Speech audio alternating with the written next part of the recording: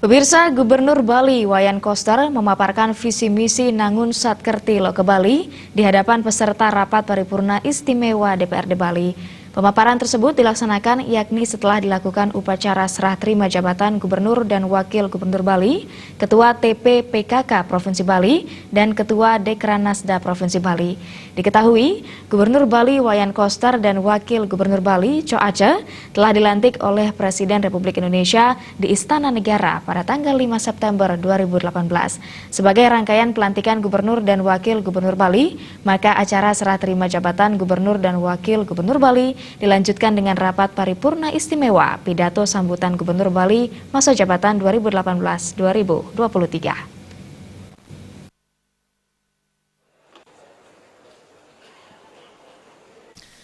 Koster dalam pidato perdananya di DPRD Bali menyebut sejumlah hal yang harus direcovery ke depan. Di antaranya lahan pertanian yang semakin berkurang, pantai yang rusak, sungai dan danau yang tercemar, sumber mata air yang berkurang, hingga kemacetan lalu lintas, kriminalitas, dan masalah sosial lainnya. Menurutnya, Bali harus ditata secara komprehensif dengan konsep Nangun Satkerti Loke Bali yang dijalankan dengan pola pembangunan semesta berencana, termasuk menjunjung pesan leluhur agar hidup menyatu dengan alam. Pesan leluhur ini menjadi satu tantangan dalam membangun Bali ke depan untuk mewujudkan era baru Bali. Pulau Dewata mesti dikembalikan sebagai pusat peradaban dunia yang selama ini membuatnya terkenal dan menjadi destinasi wisata dunia. Wayan Koster juga menyatakan bahwa kebijakan terhadap kebudayaan kurang kuat. Eksistensi kebudayaan Bali dari segi jumlah dan kualitas cenderung menurun.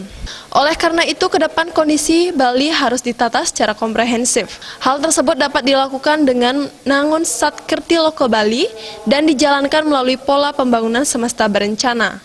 Konsep ini menyangkut dua hal, yang pertama kearifan lokal Bali dan kepentingan nasional baik itu NKRI, Bhinneka Tunggal Ika, Pancasila, dan Undang-Undang 45. Menjaga dan melestarikan keseimbangan alam dan kebudayaan Bali utamanya yang menyangkut tempat-tempat suci, laut, danau, sungai, campuhan, kelebutan, dan sumber mata air yang lain, gunung, hutan, dan lingkungan alam secara niskala dengan melakukan upakara pekertiannya.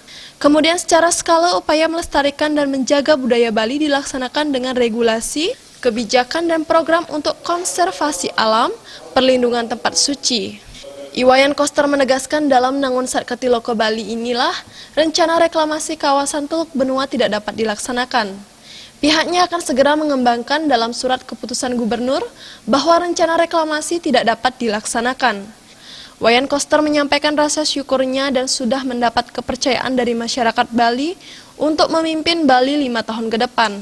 Kepercayaan dari masyarakat ini tentu tidak akan disia-siakan. Pihaknya akan bertanggung jawab secara politik untuk memenuhi janji saat masa kampanye.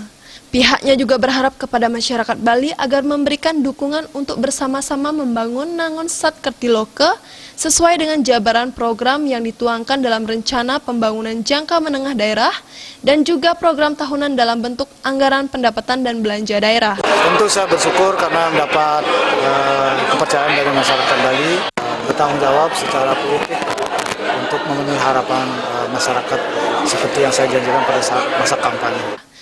Agung Ria dan Joka Andika, Bali TV.